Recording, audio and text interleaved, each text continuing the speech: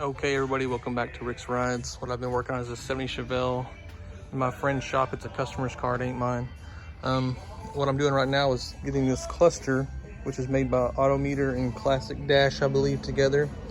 This panel right here is nothing like the factory. The factory was a full sweep, and it has to be heavily modified. The tools you'll need to modify it, which for me helped out, was a body saw and an air grinder. But when you're looking at it like this, I know it's upside down. This is where the old headlight switch went. You got to cut this out, all of this out like right here. It's gonna relocate to here.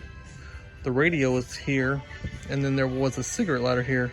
I went ahead and cut this whole panel out because I think I'm gonna put the radio here, cigarette lighter here, headlight switch here. Even with the instructions, which there ain't really none, I had to call Classic Dash directly. And the instructions only said to cut out like here, and that was pretty much it. But when I did it that way, the dash was still leaving a gap between the cover panel and like here you can kind of see through the sides. I didn't like that. So I went out and cut the emergency brake spot so that way it would sit flat because it already has its own emergency brake spot there. Let me see if I can put this in with one hand.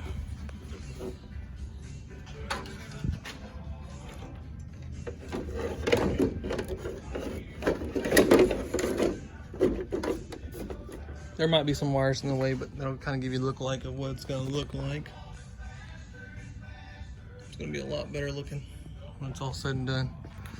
Also did some electric windows, locks with a remote alarm. All new electric windows everywhere. Today, if not tomorrow, I'm going to try to get this dash I'll put in. I also did vintage air on it. It's been a fun project. It's getting closer to the end. Well, if anyone has questions about this Classic Dash Autometer part number 7026, let me know.